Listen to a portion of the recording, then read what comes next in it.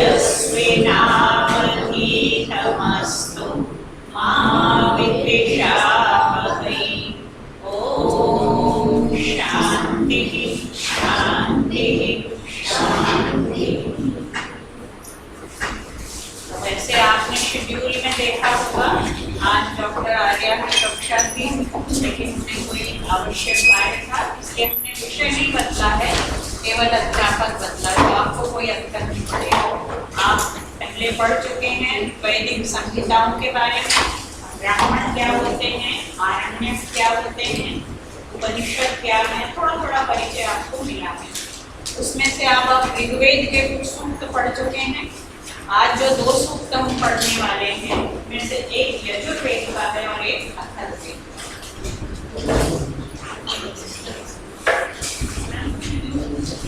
पूछिए। 2 सूक्त आज हमें पढ़ने हैं। एक है शिव संकल्प सूक्त।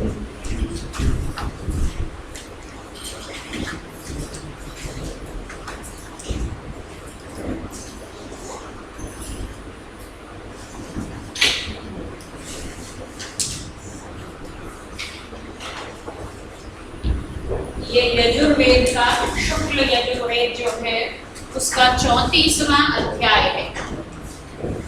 34वां अध्याय है।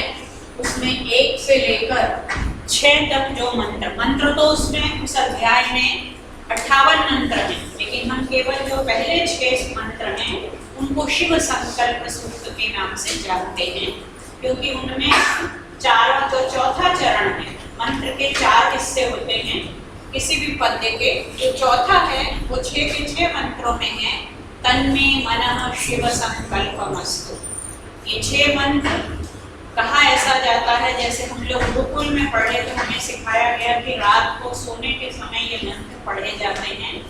मन, उसका अर्थ ये है कि मेरा मन अच्छे संकल्पों वाला हो। शिव माने अच्छा, कल्याणकारी, और संकल्प माने विचार। संकल्प क्या होता है बताइए? आप संकल्प से क्या समझते हैं?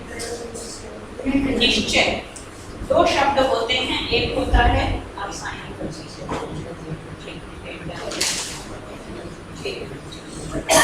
एक होता है संकल्प और एक होता है विकल्प।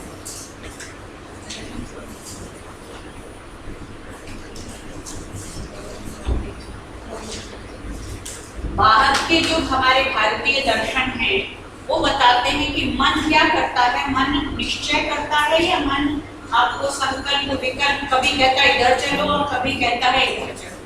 आज जिसे हम मन समझते हैं वो संकल्प और विकल्प के झूले में झूलता रहता है, oscillating between the two, this way और दैट वे। संकल्प विकल्पात्मकं मनः ये कहा जाता है जो आजकल के दर्शन में, जो आज का विचार है। लेकिन वेद के इस सूक्त में हम देखते हैं मन जो कहा जा रहा है, ये मन वो मन नहीं है जिसे हम संकल्प विकल्पात्मक समझ रहे हैं। यहाँ मन बड़ा व्यापक अर्थ में प्रयुक्त हुआ है। संकल्प का भी, क्योंकि उसमें विकल्प समाप्त हो जाता है, वहाँ संकल्प भी समाप्त हो जाता है। देखिए हर शास्त्र के अपने अपने पारिभाषिक शब्द होते हैं। तो ये निर्विकल्प जो है ये तो षड दर्शनों का, बल्कि बौद्ध दर्शन का भी पारिभाषिक शब्द है। ये इसीलिए मैं बता रही हूँ कि आप जिसे मन समझते हैं ये वो मन नहीं है, ये उससे ऊपर की चीज है, उससे व्यापक चीज है। ये मन एक प्रकार से आत्मा ही है, जो जीव है, जीवात्मा है, उस मन को यहाँ पर मन भी है, बुद्धि भी है और आत्मा भी है। दर्शन शास्त्रों ने उसको अलग अलग करके समझाया। मन क्या करता है? संकल्प विकल्प। और बुद्धि क्या करती है? गीता अगर आप पढ़ेंगे, बुद्धि व्यवस्थायात्मिका बुद्धि, निर्णय कौन करती है? बुद्धि करती है। लेकिन यहाँ पर मन को कहा है तन्मे मनः शिव संकल्पमस्तु, वो मेरा मन शिव संकल्पों वाला हो।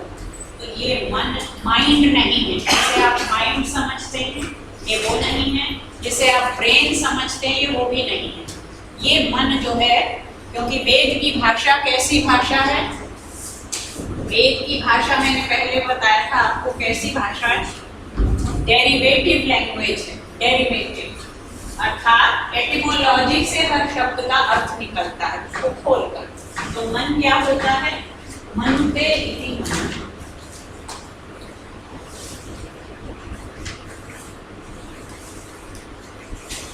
मन कौन होता है? जो मानता है, जो भी मनन करता है वही मन। तो ये मन अर्थात इसमें मस्तिष्क भी है, बुद्धि भी है और चेतना भी है।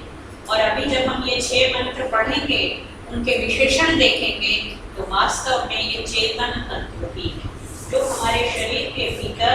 शरीर तो अचेतन है, शरीर कौन सा मर्त्य है या अमर्त्य है?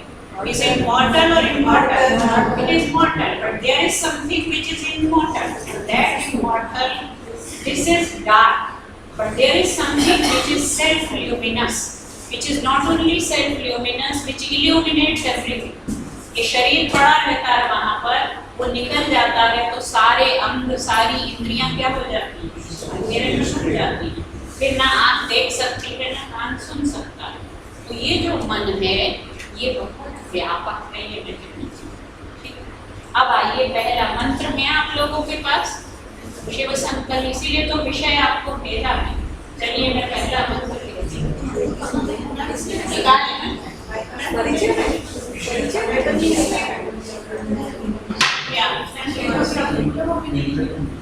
वो इसलिए नहीं मिला कि सारे आप लोग जो 60 लोग हैं उनमें से कोई आता है, तो जो संस्कृत का ग्रुप जिन्होंने ज्वाइन किया उनको तो मैंने जोड़ दिया है, और नहीं जिनको मिला है वो आप लोग एक दूसरे से करा लीजिए। जो संस्कृत के ग्रुप में नहीं है और वेद पढ़ने आते हैं तो आप अपनी फ्रेंड से ले लीजिए, वो शेड्यूल मैंने भेज दिया।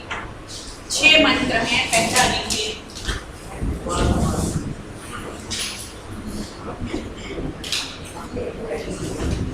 आप लोगों ने किताब भी खरीदी है, वैदिक संग्रह खरीदिए, लाए हैं उसको, इसमें है ये।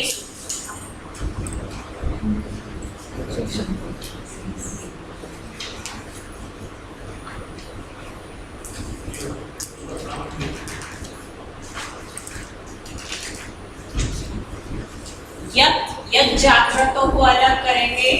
यत, यत माने, यत का मतलब तो आपको पता चल गया होगा। यत माने जो, यत माने जो, जागृता, जागृता माने जागने वाले का, जो जाग रहा है उसका, जो मन दूरम उदयति, दूर चला जाता।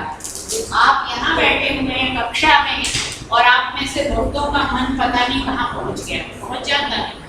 यत, जो मन, जागृत, जागते हुए व्यक्ति का मन, दूरम उदयति, दूर तक चला जाता है।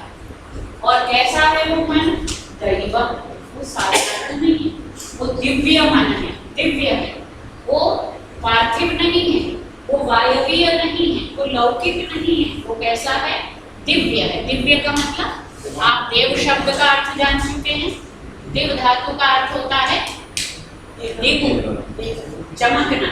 वो दिव्य होती है देन, ये दिव्य धातु है, अर्थात वही देने, देवता वाली भी है अगर आप, जो चमकता है, जो देता है, जो दिव्य है। ठीक है। यह जो जागते हुए व्यक्ति का दूरम, अभी अभी जो मैडम ने नियम बनाया कि अचहीनम परेण संयोजयेत्, दूरम उदयति, युमा में हलंत था इसलिए वो भू में जुड़ गया, दूर तक चला जाता है। और कैसा है ये मन? एक विशेषण आ गया उसका, दैवम, that is divine, that is not ordinary. अब है तदु सुप्तस्य तथैवैति,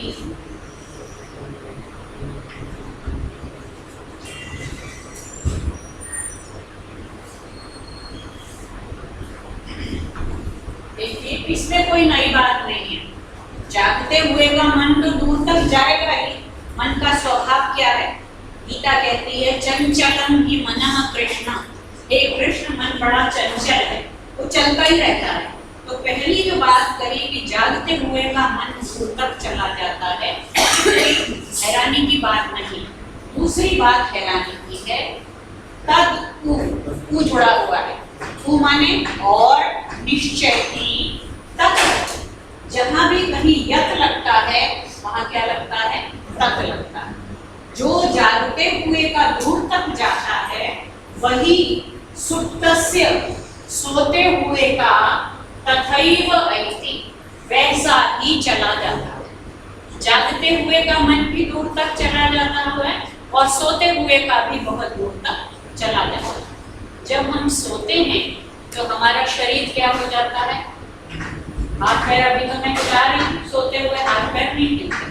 अभी मैं देख रही हूँ, बोल रही हूँ, आप सुन रहे हैं, देख रहे हैं। सोते हुए ना मैं बोलती हूँ ना आप सुनते हैं और हम दोनों ही देखते नहीं हैं, ठीक है।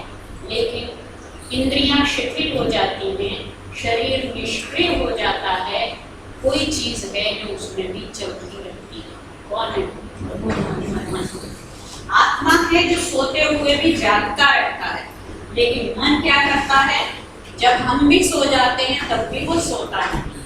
इसलिए जब हम सुबह उठते हैं तो सोने के बाद जो एक ताजगी, एक फ्रेशनेस होनी चाहिए वो नहीं होती, क्योंकि ये मन हमको शांत नहीं होती। इसीलिए गीता, पूरी गीता किस पर है, किस चीज को कंट्रोल करना है? सबसे पहले मन को नियंत्रित करना बहुत कठिन है।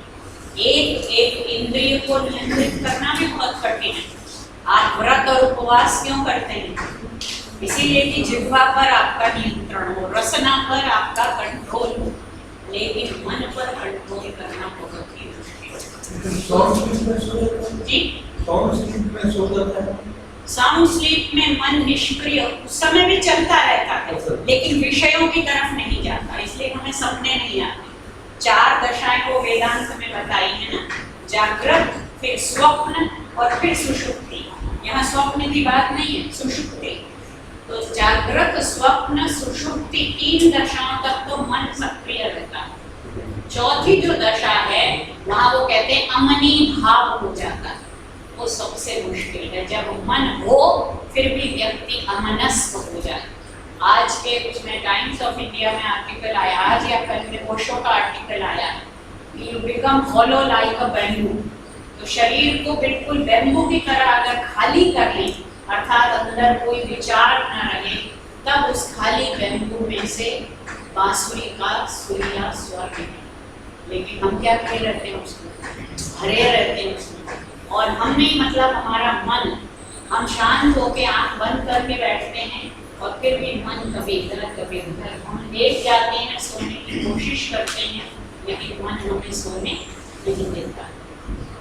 तो जो जागते हुए का दूर तक चला जाता है और जो दिव्य है, ऐसा दिव्य इसीलिए है कि सोते समय बाकी जितनी चीजें दिव्य नहीं, इंद्रियां दिव्य नहीं, वो शांत हो जाती हैं, लेकिन मन सोते हुए का भी बहुत दूर तक चला जाता है। आगे दूसरी पंक्ति है, दूरं गमः।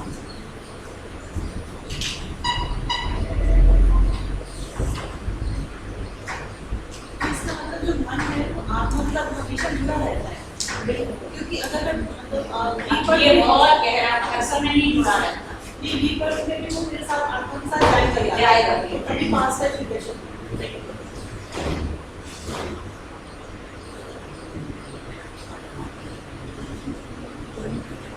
यहाँ पर ज्योति रेखा, इसको अलग करेंगे। पहला विशेषण आ गया दूरं गमः। वो मन कैसा है? दूर जाने वाला है।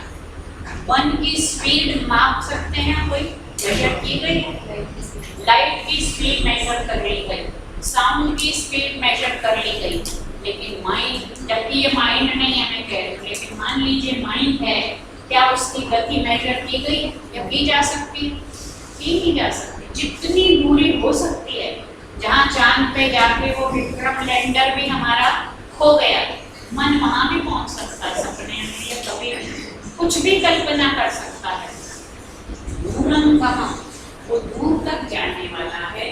ज्योतिषाम ज्योति, इसको तोड़ेंगे, ज्योति ही एकम, ये संधि। ज्योतिषाम ज्योति, जितनी ज्योतियां हैं, अभी दिवाली आएगी, हजारों लाइटें जलेंगी, लेकिन मन के कोने में सबके क्या है?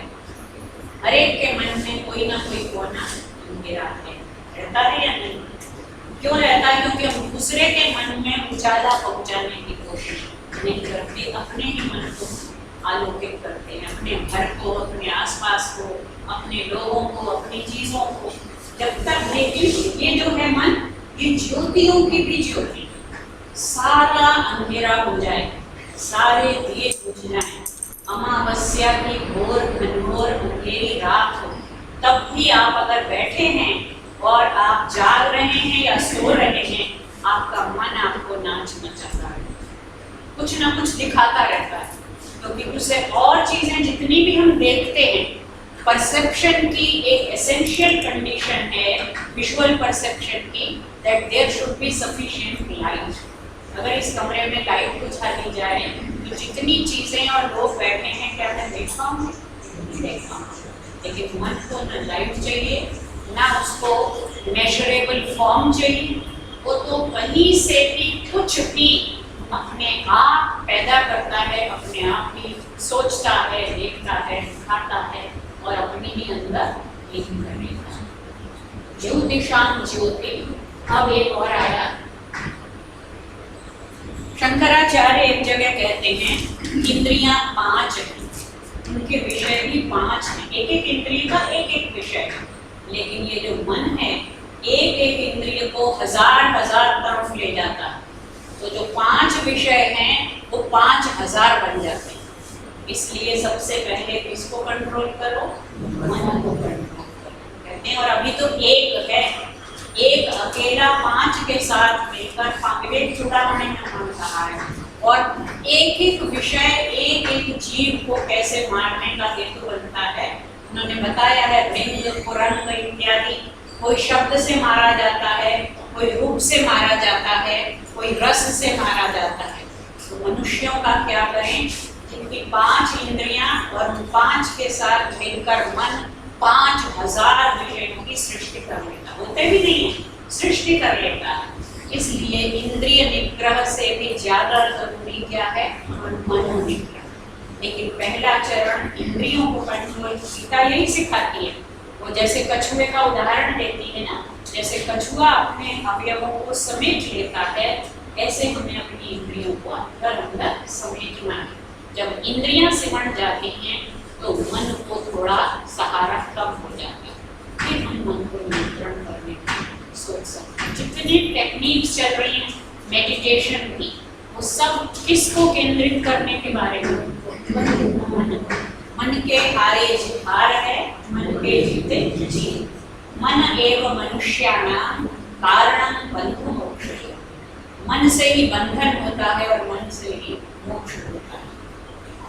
अब अंतिम चरण में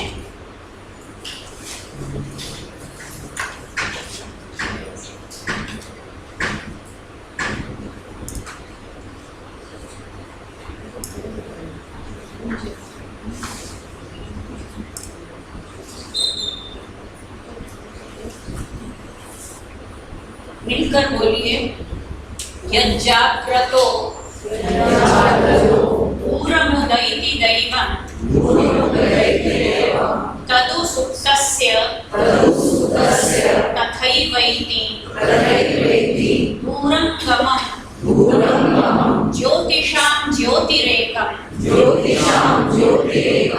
तन्मे मनः शिव संकल्पमस्तु। तन्मे मनः शिव संकल्पमस्तु। तन्मे को अलग करेंगे, तत् में। यहाँ था यत, यहाँ भी था तत् और यहाँ भी है तत्। जो मेरा मन जागते हुए भी दूर चला जाता है, जो दिव्य है, और जो सोते हुए भी दूर चला जाता है, जो दूरगामी ही है, स्वभाव से ही दूर तक जाता है, जो ज्योतियों की भी ज्योति है, जो अकेला ही है, ऐसा वह मेरा मन शिव संकल्प वाला हो। अगर मन शिव संकल्प वाला होगा तो आज दुनिया में जितनी मुसीबतें हैं वो सारी खत्म हो जाएंगी। Every battle starts at, where does it start? Every war, every battle is fought from the heart. अगर मन में विचार न होता अगर दुर्योधन द्रौपदी की बात को उपेक्षा कर देता तो वह महाभारत का युद्ध नहीं होता। वो इसीलिए हुआ क्योंकि द्रौपदी ने उपहास किया, दुर्योधन ने उससे बदला लेने की ठान ली और इतना बड़ा युद्ध हुआ कि सारा सर्वनाश जिसे कहते हैं वो हो गया। तो ये जो प्रार्थना है आप याद कर लें, ये 6 मंत्र, उन 6 में से भी आपको कायदे से 5 ही याद करने पड़ते, क्योंकि 6 में अंत में तो यही आ जाएगा, वो आपको याद हो ही जाएगा। तन्मे मनः शिव संकल्पमस्तु। यकीन मानिए इस सूक्त को पढ़ने से आपके मन में अच्छा कंसंट्रेशन होगा, अच्छे विचार आएंगे और अच्छी नींद आएगी। सबसे बड़ी तो ये हमें तो बचपन में यही कह के ये रात्रि को सोने के समय पढ़े जाते हैं, और हमारे जो टीचर थे वो कहते थे कि इससे बुरे सपने नहीं अगर इसको याद। एक्चुअली द इंडियन साइकोलॉजी, जिसे हम मनोविज्ञान कहते हैं, all the aspects of psychology, that is ancient Indian psychology, are inherent in these 6 verses, right? ये समझ में आ गया? अब चलिए दूसरा मन में ही एक नहीं है, लेकिन विचार किसमें आते हैं? विचारों को लाता कौन है? विचारों को दौड़ाता कौन है? गति किसी के पास, आत्मा कुछ नहीं करती, आत्मा तो सर्वव्यापक है, आत्मा में गति नहीं होती। अगर सर्वव्यापक है तो कहाँ खाली नहीं, कहीं जो जाएगा, आत्मा में गति नहीं होती। गति कौन करता है? दूरंगमम्। ये जो मन के विशेषण हैं ये देखते जाइए। दैवम दूरंगमम्, ज्योतिषाम ज्योति और एकम, 4 विशेषण आपको पहले ही मंत्र में मिले। मन कैसा है? दिव्य है। मन कैसा है? दूरगामी है। और जब हमारे पास वायरलेस सिस्टम ही नहीं था तब से लेकर मन, और जब आगे पता नहीं कितने तरह के हमारे पास सैटेलाइट्स हो जाएंगे, उन सब से आगे हमेशा कौन रहेगा? मन ही रहेगा। ज्योतियों की भी ज्योति है, और लड़ने के लिए, शक्ति बढ़ाने के लिए हम पूरा समूह इकट्ठा करते हैं, उसे किसी की जरूरत नहीं। वो कैसा है? अकेला, एक है, लेकिन एक होकर भी वो अनेकों को नियंत्रित कर लेगा। वही अनेकों में प्रेम पैदा कर सकता है और वही अनेकों में भेद पैदा कर सकता है। जड़ कौन है सबकी? मन।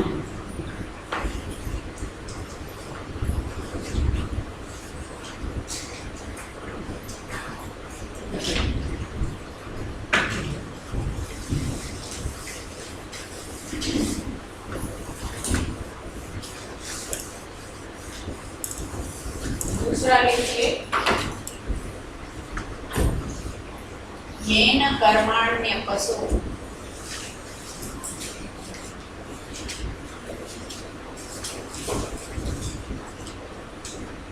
मनीषिणो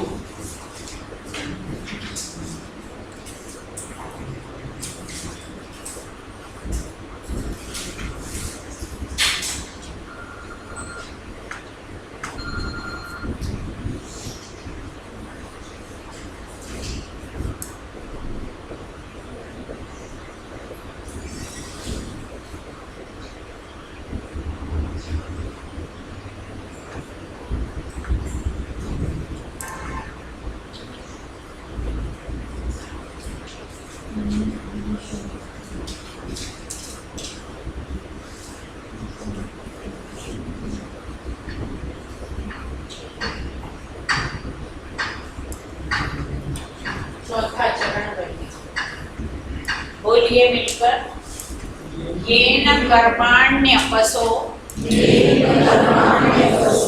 मनीषिणो यज्ञे कृण्वन्ति विदथेषु धीराः यदपूर्वं यक्षमन्तः प्रजानां तन्मे मनः शिव संकल्पमस्तु। अब देखिए, येन जिसके द्वारा, इसको अलग करेंगे संधि को, कर्माणि अपसो, जिसके द्वारा, अपसो, ये अपसो मनीषिणों और ये धीरा। आप धीरा को बता सकते हैं, जो लोग संस्कृत पढ़ रहे हैं, ये कौन सी विभक्ति कौन सा वचन है? धीरा बहुवचन है। कौन सी विभक्ति? प्रथमा विभक्ति बहुवचन। और शब्द क्या है? बिल्कुल राम की तरह है। धीर शब्द प्रथमा विभक्ति बहुवचन। धीरा, धीर कौन होते हैं? धीर शब्द से अर्थ निकल आता है, धीर माने धैर्यवान है, या धी जिनके पास है, या तो धीर धैर्य, या धी मतलब बुद्धि। धियो यो नः प्रचोदयात् गायत्री मंत्र में, तो जिनके पास बुद्धि है, जो बुद्धिमान है, जो बुद्धिमान है। मनीषिणः, जो सोच समझ कर काम करते हैं। अपसः, जो कर्म करने में विश्वास करते हैं, जो कर्मशील हैं, जो विवेकी हैं, जो धैर्य संपन्न हैं, वो लोग क्या करते हैं? ये न, जिसके द्वारा कर्माणि, कर्मों को कृणवन्ति करते हैं। कहाँ करते हैं? यज्ञे, यज्ञ में। और विदथेषु, विदथ कहते हैं सभा को, समूह को।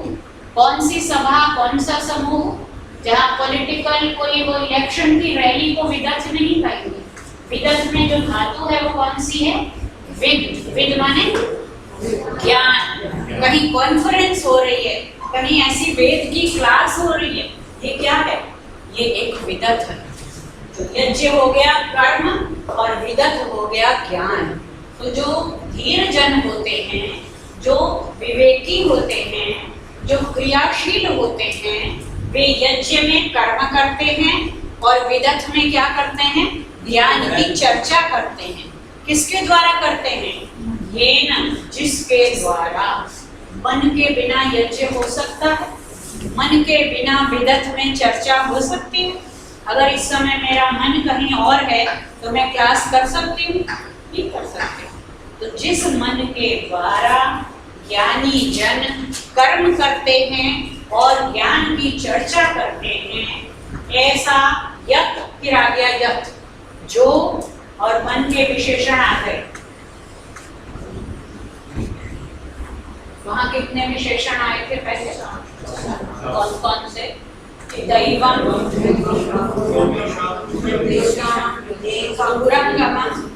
ज्योतिषाम, ज्योति एकम, 4 आ गए थे। अब यहाँ आ गया अपूर्वम, जो कैसा है? अपूर्व है, उसके जैसा पहले कुछ नहीं। मन से पहले कोई उसके जैसा। अपूर्व के 2 अर्थ होते हैं, एक तो जिससे पहले कुछ नहीं था, दूसरा जिसके जैसा पहले कभी नहीं था। तो मन जो है वो ऐसा है कि उससे पहले कोई उसके जैसा नहीं, अनोखा जिसे कहते हैं, अपूर्व, यूनिक। मन कैसा है? अपूर्व है। और यक्ष, यक्ष बना है यज धातु से। यज का अर्थ क्या होता है? देव पूजा। तो यक्ष माने वो जिसकी पूजा की जाए, जो पूजनीय होता है उसको क्या कहते हैं? यक्ष। जो अपूर्व है, जो पूजनीय है, और जो कहाँ रहता है?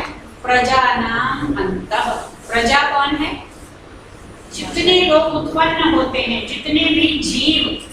चींटी में मन होता है कि नहीं? तभी तो उसको पता चलता है, वहां संदेश आता है और हजारों चींटियों की लाइन लग जाती है, उसके पास भी मन है। प्रजा का मतलब मनुष्य नहीं है। प्रजायन्ते इति प्रजाः, जो भी जन्म लेते हैं वो सब क्या है? प्रजा है।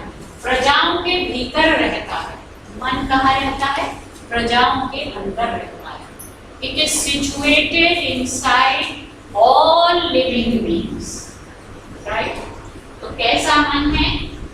जिसके द्वारा ज्ञानी जन, विवेकी जन, धैर्यशील जन यज्ञ में कर्म करते हैं और ज्ञान की सत्र में, ज्ञान के सत्रों में चर्चा करते हैं। जो अपूर्व है, जो पूजनीय है, जो प्रजाओं के अंतर्निहित है, ऐसा मेरा मन शिव संकल्प वाला। कोई शब्द समझ न आया हो तो पूजनीय, पूजनीय इसके एडोरेबल जिसे कहते हैं, यक्ष हो गए। अगर मन की पूजा का मतलब वो नहीं है जो आज आप पूजा कर रहे हैं।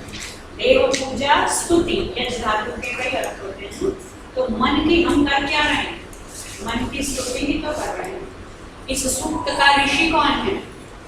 इस सूक्त का ऋषि कौन है? देवता क्या है इस सूक्त का? शिव संकल्प। शिव जो विषय होता है सूत्र का वही उसका देवता होता है। तो हम इस सूक्त में किसकी स्तुति कर रहे हैं, किसका वर्णन कर रहे हैं? मन का, इसलिए वो पूजनीय है। जिस समय जिस विषय की हम चर्चा कर रहे हैं, स्तुति कर रहे हैं, वो पूजनीय है। तो यहाँ पर इस सूक्त में इन मंत्रों के द्वारा किसकी पूजा हो रही है? मन।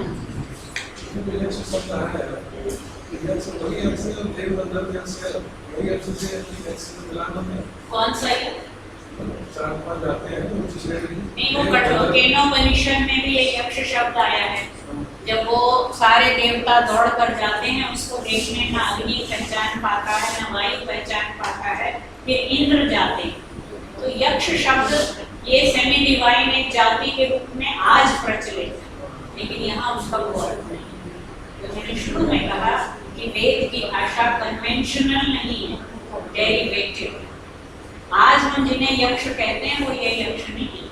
यही तो चल रहा है सुप्रीम कोर्ट में, आर्कियोलॉजिकल एविडेंस। वेद में जो शब्द में अगर अयोध्या आया है तो वो अयोध्या वो नगरी नहीं है, वहाँ अयोध्या वो जगह है जहाँ झगड़ा नहीं होना चाहिए। ये शरीर ही अयोध्या है, इसके अंदर युद्ध नहीं होना चाहिए। देवपुरी कहा है शरीर। तो इसलिए यक्ष का मतलब यहाँ पर वो वाला यक्ष नहीं जिसे हम यक्ष, गंधर्व, किन्नर कहते हैं, वो यक्ष नहीं। ठीक है, चलिए तीसरा लिखते हैं।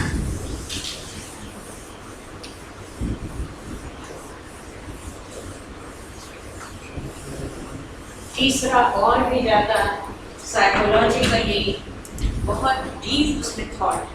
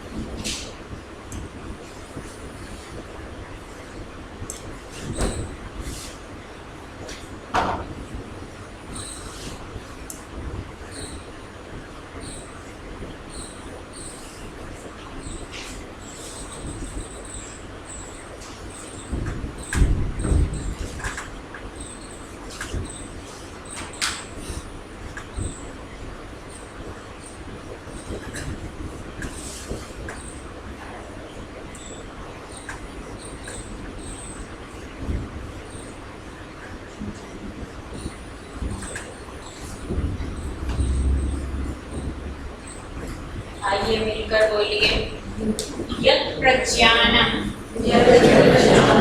उत चेतो धृतिश्च यज्ज्योतिरन्तः अमृतं प्रजासु येन यज्ञस्तायते सप्तहोता तन्मे मनः शिव संकल्पमस्तु। अब देखिए, तीन शब्द आए हैं, एक है प्रज्ञानम, एक है चेतः, एक है धृति। The whole of cognitive science is contained in these three terms. How do we cognize? Cognitive process क्या है? हम कैसे किसी चीज को जानते हैं? ये पेन है मेरे सामने, तो ये बाहर है। जो भी बाहर की दुनिया में है उसको जब हम इंटरनलाइज करते हैं, इसी को कॉग्निशन कहते हैं। ये वस्तु है, वस्तु का ज्ञान कब होता है? जब ये वस्तु मेरे मन में पहुंच जाती है, मेरी बुद्धि में इसकी छवि स्पष्ट हो जाती है। ठीक है, यही कॉग्निशन है। तो प्रज्ञान कहते हैं जिसके द्वारा हम वस्तुओं को जानते हैं। ठीक है, प्रकृष्ट ज्ञान इज प्रज्ञान, कॉग्निशन। प्रकृष्टम ज्ञानम प्रज्ञानम, जो प्रज्ञान है, जो कॉग्निशन है, उत और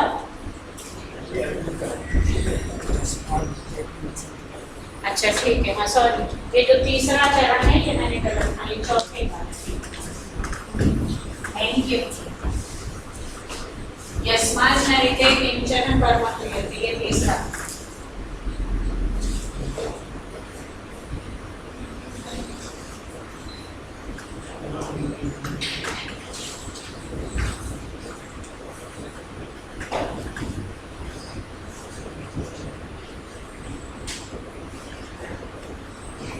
बोलिए इसको, यस्मान्न ऋते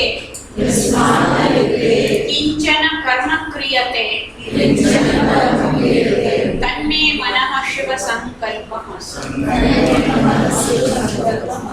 तो जो यत् माने जो प्रज्ञानम ज्ञान है, प्रकृष्ट ज्ञान है, समझ है, अवेयरनेस है, कॉग्निशन है, उत उत माने और, चेतः चेतः इज चेतना, कॉन्शियसनेस।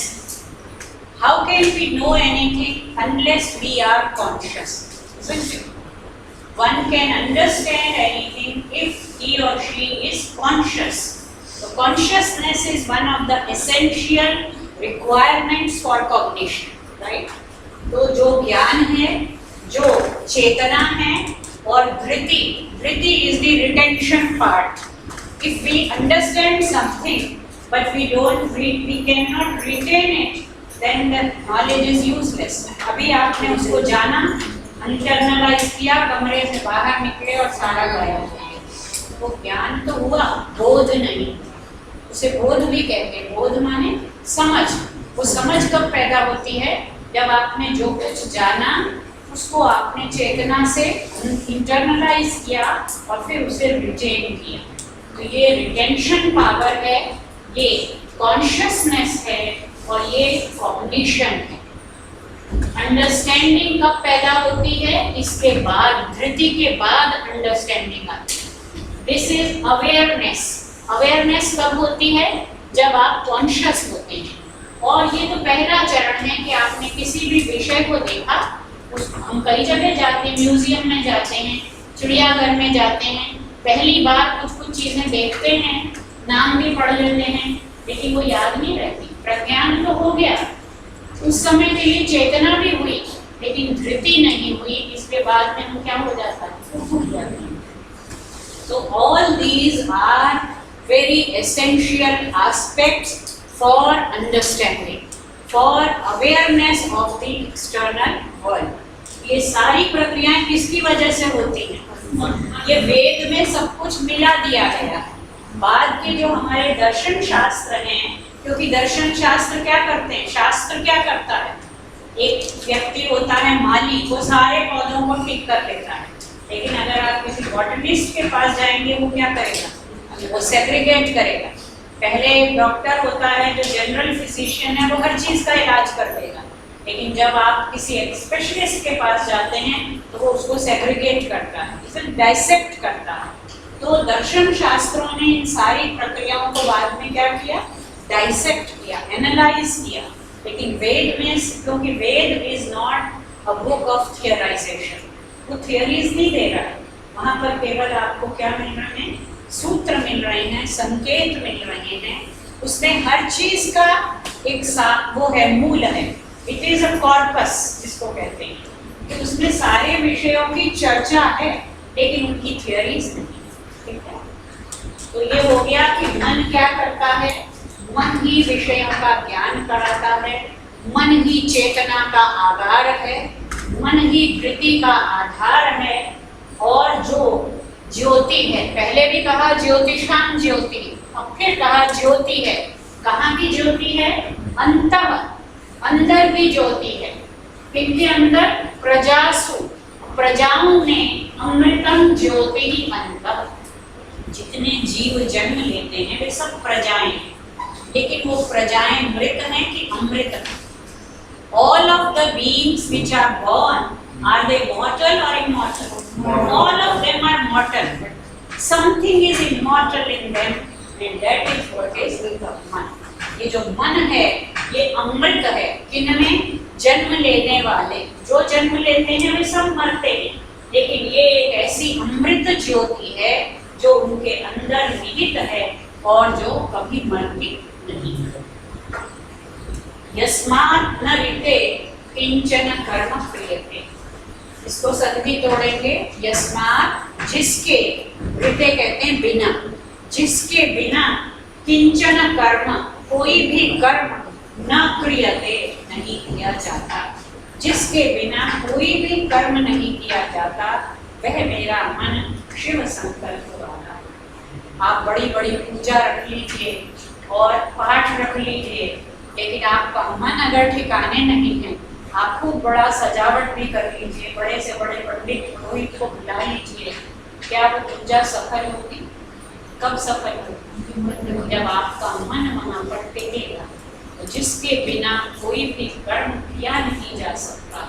आप कितना भी पढ़ लीजिए, लेकिन जब तक आपका मन एकाग्र नहीं होगा तब तक आपको कुछ समझ नहीं आएगा। इसलिए वह मेरा मन शिव संकल्प वाला। दूसरी बात, अगर आपका मन एकाग्र भी है, लेकिन वो कैसे, कई बार ऐसा भी होता है कि मन एकाग्र है, आप फोकस्ड हैं पूरी तरह, लेकिन किस चीज में फोकस्ड हैं? दूसरे को नुकसान पहुंचाने में, दूसरों से लड़ाई करने में, बदला लेने में, नेगेटिविटी में, मन उसमें तो बहुत जल्दी टिक जाता है। पूरा महाभारत पढ़ लीजिए, दुर्योधन का मन विचलित होता। कृष्ण भगवान भूत बन के जाते और वो क्या कहता है? सूच्यग्रं नैव दास्यामि विना युद्धेन केशव। बहुत समझाते हैं, ये ले लो, ये ले लो, कुछ मत दो उनको, थोड़ा तो दे दो, 5 गांव दे दो, 5 भाई। उसने कहा गांव की बात तो दूर, सुई की नोक जितनी भी जमीन नहीं होगा बिना युद्धेन केशव।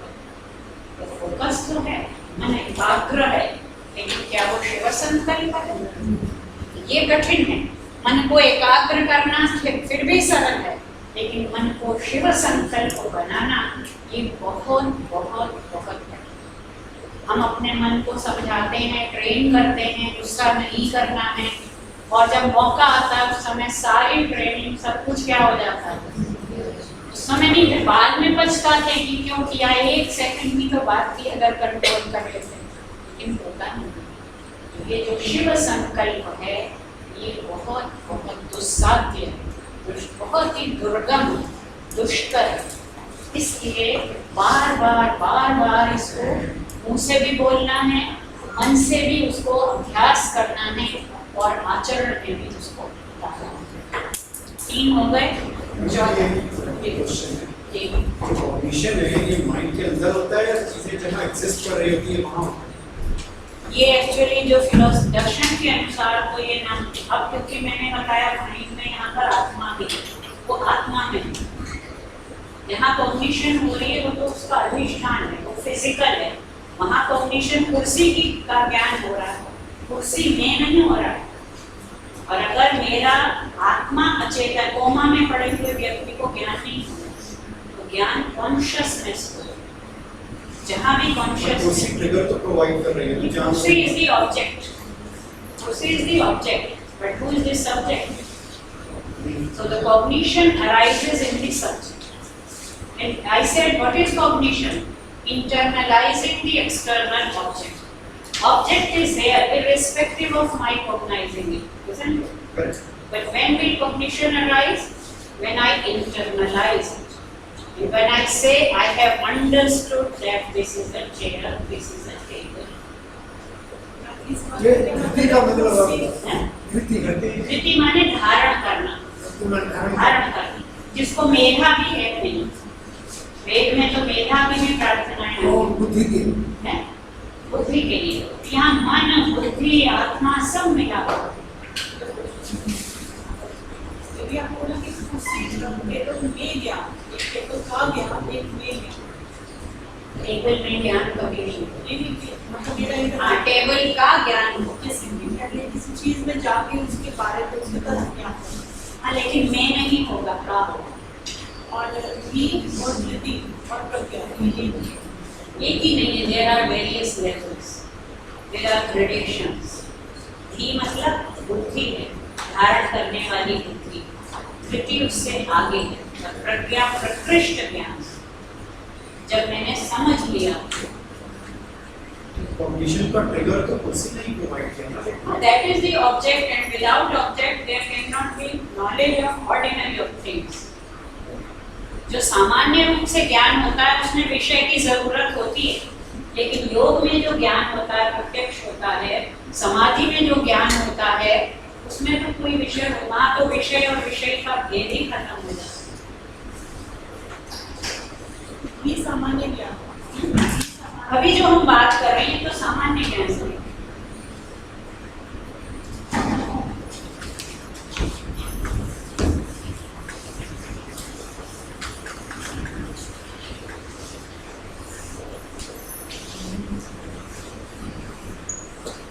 ठाकुर जी एसी नहीं चल रहा, चलाइए कोई, बहुत गर्मी हो रही है। ये तो चल रहा है।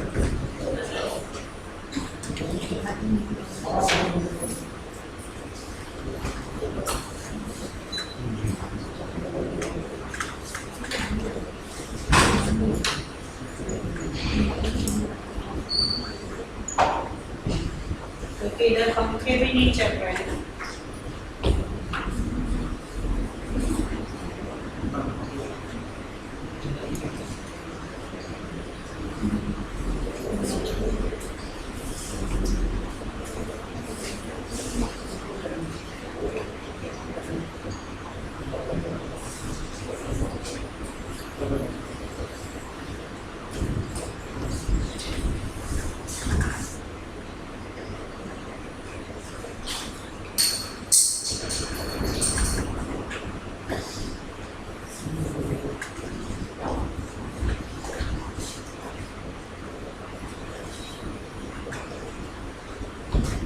बोलिए, ये नेदम भूतम भुवनम भविष्यत् परिगृहीतम अमृतेन सर्वं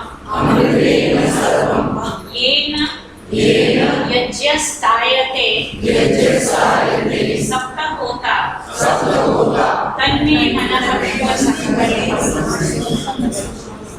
येन जिसके द्वारा इदम ये जगत, कैसा जगत, भूतम जो हो चुका है, भुवनम जो हो रहा है, भुवन ये दिख रहा है, और भविष्य जो आगे होगा, जो हो चुका है, जो हो रहा है और जो होगा, ये सारा परिगृहीतम पकड़ा हुआ है, जकड़ा हुआ है।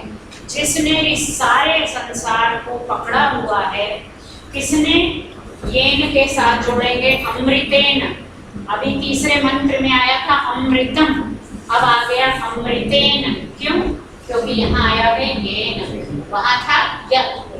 जिस अमृत के द्वारा, जिस अमरणशील मन के द्वारा, इदम सर्वम ये सारा जगत, ऐसा जगत जो हो चुका है, जो हो रहा है और जो होगा, ये सारा जिसने घेरा हुआ है, मन के दायरे से कुछ भी परे नहीं। जो हो चुका है वो भी सारा कहाँ पड़ा रहता है, हार्ड डिस्क जो है वो कौन सी है, सबसे कैपेबल हार्ड डिस्क यही है। क्योंकि अभी तो हम केवल चेतन मन की बात करते हैं, इससे लग रहा है कि यहाँ अवचेतन मन की भी कॉन्सेप्ट छिपी हुई है। सारा हमारा जो हमें भी नहीं पता, जन्म जन्मांतरों का सारा कहाँ छिपा पड़ा है, इसी मन में भरा पड़ा है। भूतम और भविष्य का भी ज्ञान होता है, कई बार हमें पता नहीं होता लेकिन ज्ञान होता है।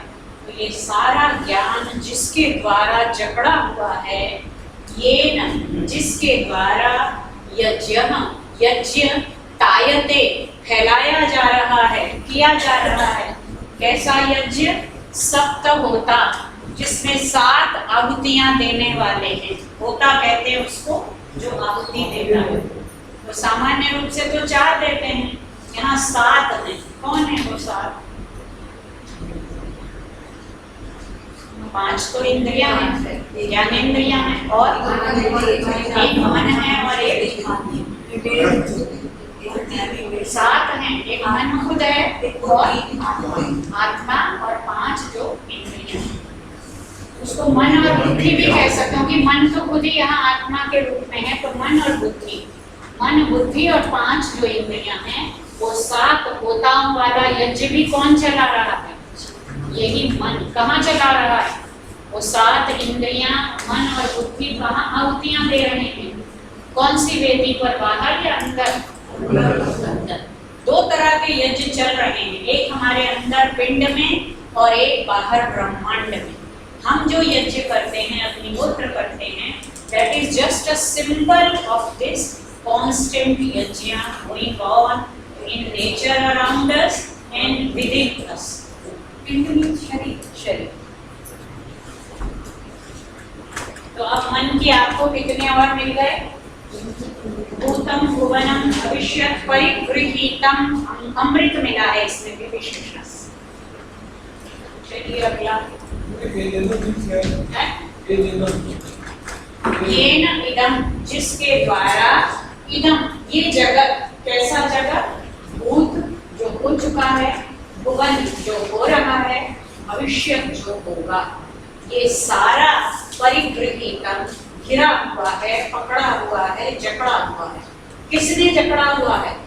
मन इन सबको कैप्चर कर चुका है या नहीं?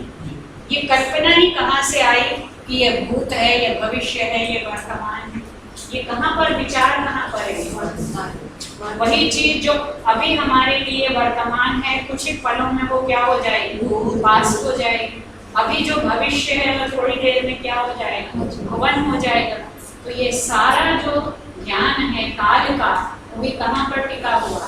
मन। इसमें विशेषण क्या होगा? इसमें कोई विशेषण नहीं, शब्द नहीं आया है, भाव तो बहुत आए, इसमें कोई विशेषण, अमृत ही रिपीट हुआ। जहां जहां विशेषण आ रहे हैं मैं आपको बताती जा रही हूँ।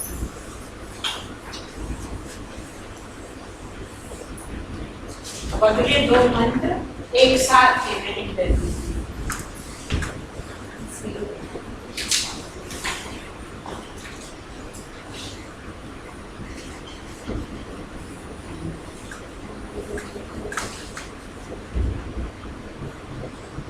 यही है ना? यही वाला है ना? यस्मिन् ऋचः साम यजुंषि प्रतिष्ठिता रखना भाविवारा।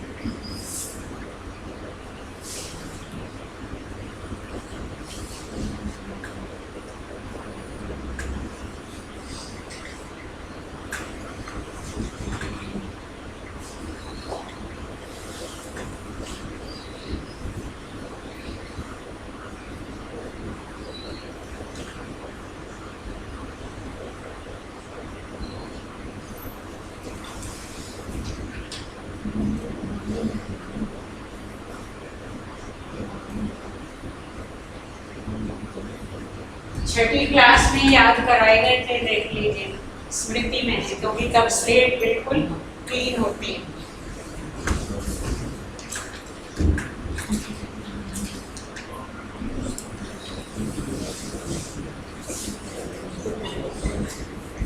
अपने बच्चों को याद करा दीजिए अगर छोटे हैं, कभी नहीं किया है।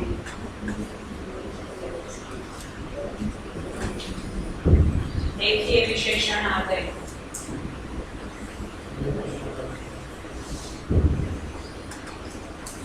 मिलकर बोलिए पहले। यस्मिन् ऋचः साम यजुंषि यस्मिन् प्रतिष्ठिताः रथना भाविवाराः यस्मिंश्चित्तत्वं सर्वमोहतं प्रजानां तन्मे मनः शिव संकल्पमस्तु। सुषारथिरश्वानिव यन्मनुष्यान् मे नीयते अभीषुभिर्वाजिन इव हृत्प्रतिष्ठं यदजिरं जविष्ठं तन्मे मनः शिव संकल्पमस्तु। यस्मिन् जिसके अंदर ऋचः, ये डबल नाम, यस्मिन् ऋचः जिसमें ऋचाएं, ऋचाएं क्या होती हैं? वेद के मंत्र। कौन से वेद के? ऋग्वेद के मंत्र को ऋचाएं, जिसमें ऋचाएं सामवेद के मंत्र, यजुंशी और यजुर्वेद के मंत्र, यस्मिन् जिसमें दोबारा कर दिया, यस्मिन् जिसमें साम यजु और ऋचाएं प्रतिष्ठित हैं, यस्मिन् जिसमें कैसे प्रतिष्ठित हैं? रथनाभौ इव अराह, संधि तोड़िए, रथनाभौ इव अराह, जैसे रथ के पहिए में, पहिया होता है, पहिए के सेंटर को कहते हैं नाभि, नाभि में अरे सारे जुड़े रहते हैं, अरे आधा पोक्स, पोक्स जो होते हैं बीच के लंबे लंबे, वो सारे कहाँ पर टिके रहते हैं? केंद्र में। जैसे रथ के पहिए में नाभि के अंदर अरे घुसे रहते हैं, उसी तरह ऋचाएं साम और यजु मन के अंदर, तीन जो बता दिए, तीन प्रकार के मंत्र होते हैं, ऋचाएं साम और यजु, वो उस मन में ही प्रतिष्ठित हैं। कैसे प्रतिष्ठित हैं? जैसे रथ के पहिए की नाभि में अरे प्रतिष्ठित रहते हैं, अरे पहिए को टिकाए रहते हैं, लेकिन खुद कहाँ टिके रहते हैं? उसके केंद्र में, उसकी नाभि में। यस्मिन् चित्तम जिसके अंदर चित्तम घुसा रहता है, सर्वम सब कुछ, ओतम प्रजानां, ओत शब्द सुना है, हिंदी में भी चलता है, ओत प्रोत, घिरा रहता, पूरी तरह से उसी से घिरा हुआ है, जिसमें चित्त, चित्त भी उसका विशेषण है। चित्त माने जो पहले चेतन आया था वही चित्तम है। मन का एक नाम भी है चित्त। योग दर्शन में चित्त किसे कहते हैं? मन, बुद्धि, अहंकार, और चित्त माने चेतना, कॉन्शियसनेस। जिसमें चित्त सर्वम पूरी तरह से ओतम घिरा रहता है, प्रविष्ट रहता है, किनका चित्त? प्रजानां, सारी प्रजाओं का चित्त जिसमें ओत रहता है, व्याप्त रहता है, ऐसा मेरा मन शिव संकल्प वाला है। तो सारे जो मंत्रों के तीनों प्रकार हैं वो किसमें रहते हैं? चाहे वो ऋचाएं हो, चाहे वो साम हो, चाहे वो यजु हो, वो किसमें टिके रहते हैं? मन में। कैसे टिके रहते हैं? जैसे पहिए के अरे उसकी नाभि में टिके रहते हैं। और सारी प्रजाओं का जो चित्त है, जो चेतना का आधार है, वो भी किसमें समाया रहता है? इसी मन में समाया रहता है। ऐसा मेरा मन शिव संकल्प वाला। आगे एक उपमा दी है बहुत सुंदर। उपमा जानते हैं ना, कालिदास की उपमा बड़ी प्रसिद्ध है। जब हम किसी बात को समझाने के लिए कोई दृष्टांत दे देते हैं, कोई तुलना करते हैं, मेटाफर अलग है, वो रूपक है। ये उपमा होती है जब दो चीजें हैं, दोनों के बीच में समानता दिखाई जाती है। मेटाफर में वो इंपोज कर दी जाती है। सुसारथी, सुसारथी, अच्छा सारथी, आजकल के कॉन्टेक्स्ट में अच्छा ड्राइवर, वो क्या करता है? अश्वान इव, घोड़ों की तरह। इव से उपमा का पता चल, जहाँ भी इव होता है वहाँ उपमा होती है। इव माने समान, like, just like a good driver. आज तो गाड़ियां चलाते हैं, उस समय रथ चलाते हैं, इसलिए रथ में क्या होते थे? जैसे अच्छा ड्राइवर, अच्छा चालक घोड़ों को क्या करता है?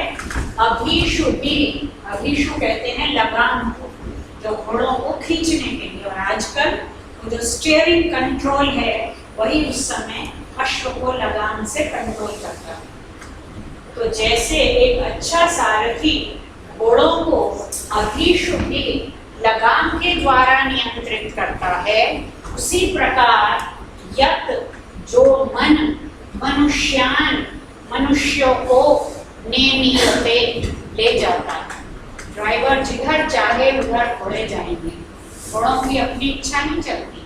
और जो पीछे मालिक बैठा है वो कुछ भी बोलता रहे, घोड़े तो किसकी मर्जी से चलेंगे। श्री कृष्ण भगवान को सारथी के रूप में क्यों अर्जुन ने किया? आपने महाभारत अगर पढ़ा है तो वो शल्य जो था वो कर्ण को क्या करता जा रहा था, उसका रथ वो चला रहा था शल्य, और पूरे उसमें उसको डिमोरलाइज कर रहा था। शल्यो जेष्यति पांडवान, शल्यो जेष्यति पांडवान। और यहाँ क्या हो रहा था? अर्जुन को कोई चिंता नहीं, उन्होंने अस्त्र को हाथ भी नहीं लगाया। लेकिन सारथी अगर अच्छा है तो आप अपने गंतव्य तक पहुंच जाएंगे। तो इंडियन फिलॉसफी में सारथी इज वेरी वेरी इंपॉर्टेंट।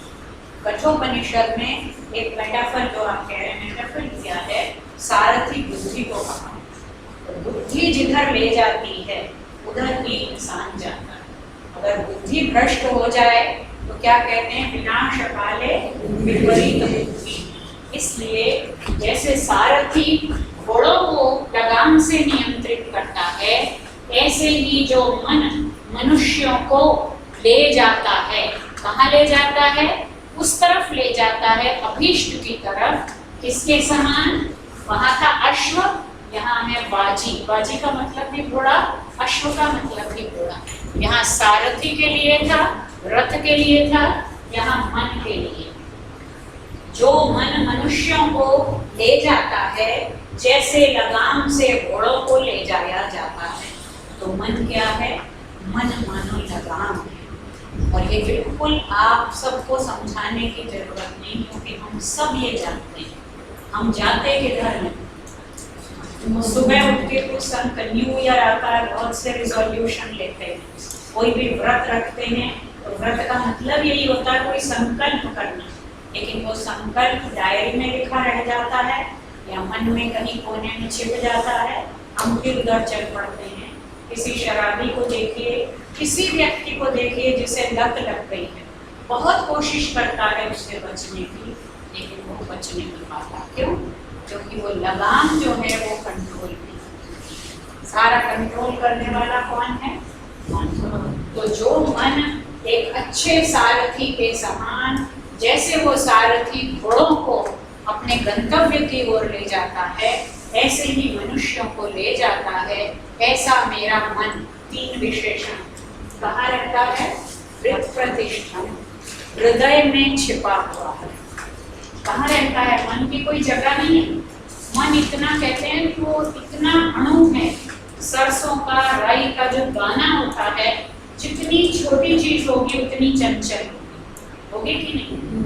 जितना भारी लोहे का एक गोला होगा वो तो लाखों लोगों के हिलाने से भी नहीं हिलेगा, और वो जो छोटा सा नन्हा सा दाना है वो तो जरा सा हवा का उठाते ही नाचने लगता है। मन अणु से भी अणु, सूक्ष्म से भी सूक्ष्म है। कहाँ रहता है? इसलिए उसकी जगह कैसे बताएं? क्योंकि वो किसी के द्वारा मापा नहीं जा सकता। कोई पिक्चर नहीं, मन की आज तक कोई पिक्चर नहीं खींची जा सकती। तो हृदय में प्रतिष्ठित यत, और जो अचिरं, कभी बूढ़ा नहीं होता। शरीर तो बूढ़ा हो जाता है, लेकिन मन को बूढ़ा, बल्कि बुढ़ापे में वो और जवान हो जाता है। बूढ़े लोगों को देखिए, उनका मन पहले तो फिर भी उनको कुछ लिहाज, कुछ डर रहता है, तो कोई डर ही नहीं रहता। इसीलिए बुढ़ापे में वो वानप्रस्थ और संन्यास की व्यवस्था तो वो है। तो इसलिए जो मन है अजिर है, वो कभी बूढ़ा ही नहीं होता। और जविष्ठम, जब कहते हैं वेग, सबसे फुर्तीला है, सबसे फुर्तीला है, सबसे वेगवान है। अगर कोई दुनिया में सबसे गतिशील चीज है तो वो है मन। तन में धनु शिव संकल्प, ऐसा मेरा मन शिव संकल्प। अब ये 6 मंत्र लीजिए और फ्रायड की साइकोलॉजी जानकर पढ़िए और दोनों में कंपेयर कीजिए कितनी डेप्थ है और कितना उसमें ज्ञान आपके लिए। और इसको कभी ना भूलें, ये जो चरण है चौथा, इसको हर समय दोहराते रहिए, तन में मन शिव संकल्प। जब भी संशय में, जब भी दुविधा में, हर समय किसी को याद करें। तो इसमें एक चीज समझ में आ रही है कि जब तक मन एकाग्र ना हो तो विद्या ग्रहण नहीं किया जा सकता। बिल्कुल कुछ भी नहीं किया जा सकता। तो मैं इसे भी हाँ। डायमेंशन ले रहा हूँ कि विद्या ग्रहण नहीं की जा सकती। तो अब कक्षाओं में और कक्षाओं के बाहर भी जब बच्चे पढ़ते हैं तो मोबाइल, इंटरनेट, लैपटॉप के ऊपर, टीवी ऑन, ये सब चल रहा है, पढ़ते भी रहते हैं। तो एकाग्रता तो हो ही नहीं सकती, बिल्कुल नहीं। तो वो तो मतलब एक सामान्य एकाग्रता भी नहीं होती। यहाँ तो बड़ी बड़ी बातें हैं, वो तो सामान्य जो अध्ययन के लिए एकाग्रता से भी ऊपर की बात हो रही है। लेकिन वहाँ तो क्योंकि डाइवर्जन्स इतने सारे, वही बात है कि वो कभी उनकी आंख उनको उधर ले जा रही है जहाँ दिख रहा है, कहीं कान ले जा रहा है जहाँ कुछ सुनाई दे रहा है। मन का कोई विषय अपना नहीं है, लेकिन वो सबके साथ मिलके 1000 गुना हो जाता है। वहाँ तो एक गाना सुनाई देगा और वो और पुराने 50-100 नए कितने गानों की बात मन में आने लगेगी। कहाँ जाल का अंदर जब वो करते हैं, साइकियाट्री में देखिए आप, जब एक्सपेरिमेंटल साइकोलॉजी होती है तो जैसे मकड़ी जाला, हमारे मन के अंदर न जाने कितने कितने जाले बनाते।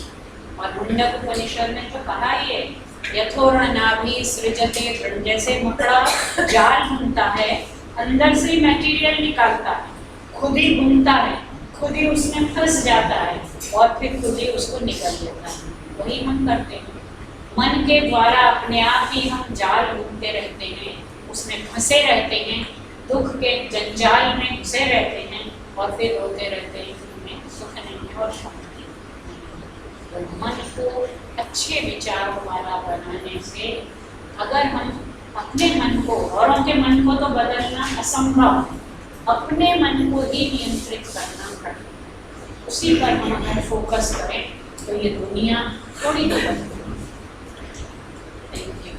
5 मिनट का ब्रेक, फिर इसके बाद दूसरा सूत्र और भी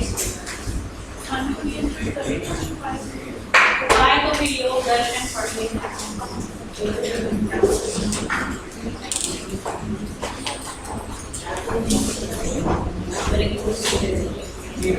ऐसी बात नहीं, बिना